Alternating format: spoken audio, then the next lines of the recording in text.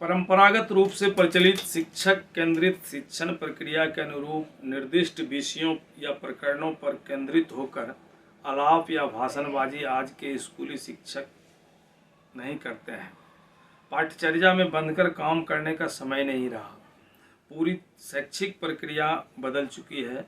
अध्यापन बाल केंद्रित हो गया है। एनईपी 1986 से लेकर एनईपी 2020 तक शिक्षकों की भूमिका को कक्षा कक्ष से बाहर तक रेखांकित करने का प्रयास किया गया है ताकि शिक्षार्थियों का समग्र विकास हो सके।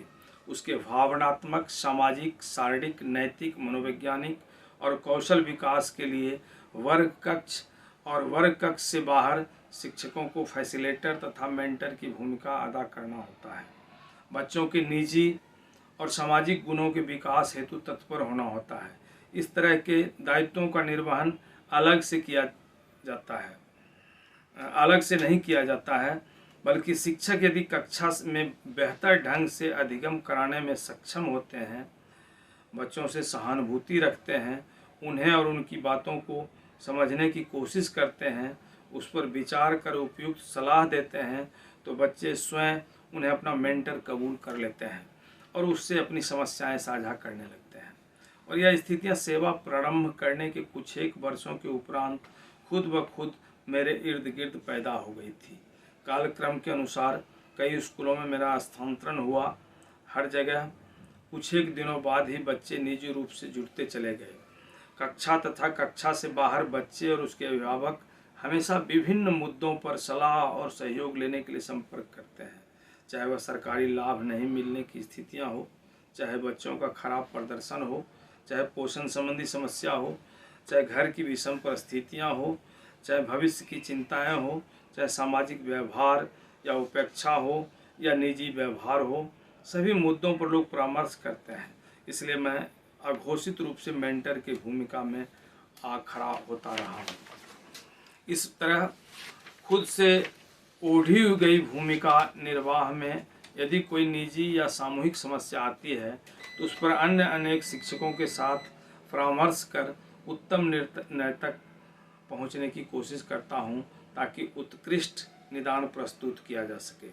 प्रायः शनिवार को शिक्षक अभिभावक गोष्ठी आयोजित कर शिक्षार्थियों की निजी, पारिवारिक, सामुदायिक, सामूहिक स्थितियों के संबंध में अभिभावकों से चर्चा करता हूँ, उस पर व्यापक रूप से विमर्श करता हूँ, फिर उचित सलाह देता हूँ और अभिभावकों से जरूरी सहयोग की अपेक्षा करता हूँ ताकि बच्चों का सर्वांगीण विकास हो सके। सरकारी स्कूलों में बच्चों के मानसिक विकास के साथ साथ उसके शारीरिक विकास पर भी पर्याप्त ध्यान देने की जरूरत होती है। इसके साथ ही उसे आर्थिक रूप से सहयोग देने की दरकार होती है, जो सरकारी से योजनाओं तक उसकी पहुँच बनाकर उपलब्ध कराई जाती है।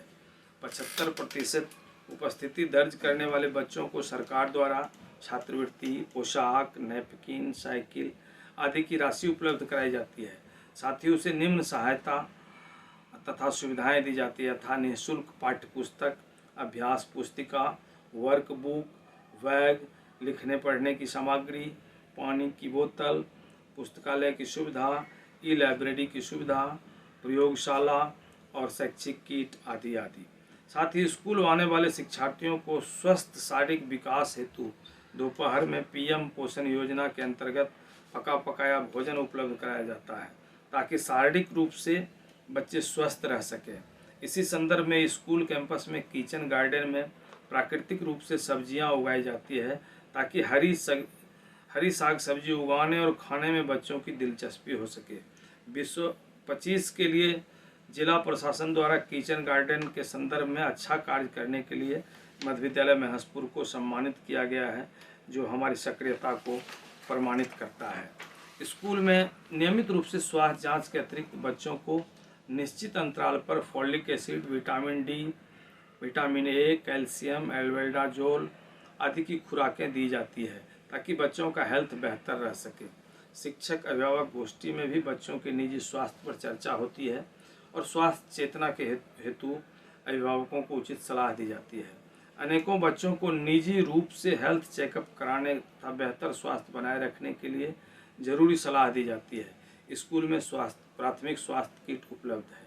कक्षा 6, 7 एवं 8 की लड़कियों को मासिक धर्म स्वच्छता से संबंधित प्रशिक्षण महिला शिक्षकों द्वारा 3 महीने के अंतराल पर दी जाती है। कभी कभी बालिकाओं के प्रशिक्षण का कार्य स्वयंसेवी संस्थाओं की मदद से भी किया जाता है। खेलकूद की भी पर्याप्त व्यवस्था स्कूल में की जाती है और निश्चित अंतराल पर प्रतियोगिताओं का आयोजन किया जाता है। यह शारीरिक विकास के लिए जरूरी है। उसी तरह कौशल विकास और करियर को लेकर जरूरी सलाह प्राप्त करने अनेकों बच्चे और अभिभावक आते रहते हैं, जिससे समुचित सलाह दी जाती है। दिव्यांग, सामाजिक रूप से उपेक्षित, शैक्षिक रूप से कमजोर तथा समस्याग्रस्त बच्चों पर विशेष ध्यान देने और उसके अनुसमर्थन देने की पूरी कोशिश करता हूँ। यही वजह है कि कई सामाजिक संस्थाओं द्वारा मुझे सम्मानित भी किया गया है।